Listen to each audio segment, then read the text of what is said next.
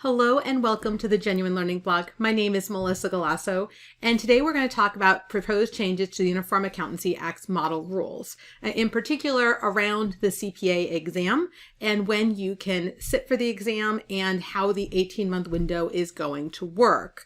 So NASBA issued a proposed change in October of 2022 to the model because there are different requirements in different jurisdictions around how the 18-month window works. And so unlike when I sat for the CPA exam and you took all 4 parts in the same 2-day setting, students can now take the exam over a period of time and they have 18 months to do it. But when that 18-month window starts, has been an area of, a little bit of contention now. In addition, we know that the exam is going to have some pretty significant changes in 2024. And anytime there are changes, we know that delays the results because they have to sort of get the exam at the right level. And so they go through some leveling. And so the NASBA CBT Administration Committee, as well as the Uniform Accountancy Act Committee, went through these proposed changes to try to streamline because you have 18 months to successfully pass the exam from your first pass. And so the date that the credit is calculated, though, is varied among different jurisdictions. And so the goal here is to create a little bit more consistency.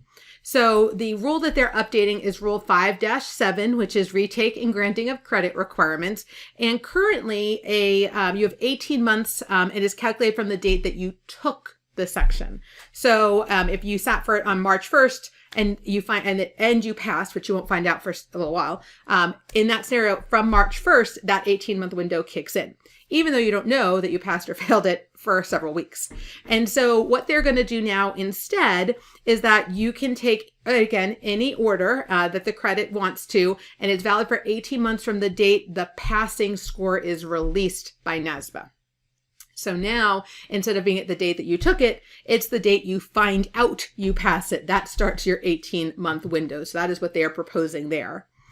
In addition, you must pass the exam within the 18-month window that begins with the date the passing scores are again released. So right now, it's the 18-month window is the date that the pass section is taken. So the rolling window concludes with the sit date of the final exam, regardless of when it's released. So on the front end, it's when it's released. The back end is the date that you can sit. So even if you don't find out, as long as you sit by that 18-month window, you are good. Once that 18-month window, you've got out of it, then the sections that are prior to that 18-month window are going to expire. And so they're trying to, again, get that 18-month window in there. Now, currently, you are not allowed to take the failed section in the same testing window. So there are testing windows which are based on the calendar quarter. So January to March, April to June, July to September, and you're not allowed to take it if it's within that same period. And so as a result, you're not allowed to resit for a failed test. Now it says you just can't sit for a failed test until you know that you failed. So they're not making you wait to a new testing window. And so as a result, this is now going to have that you're deemed to have passed all required tests in the rolling 18-month period. That would be a pass in this scenario. And so again, some clarified language in this area. So if you have an opinion about this, we know we are trying to address our pipeline shortage. We're trying to attract people to the profession. And so this is really what we are trying to address. We're trying to get more people to be able to sit, feel comfortable, and pass this exam so that they can become CPAs so we can address this pipeline issue. So let NASBA know if they are on the right track with these proposed changes, or maybe if you have some identified changes of your own.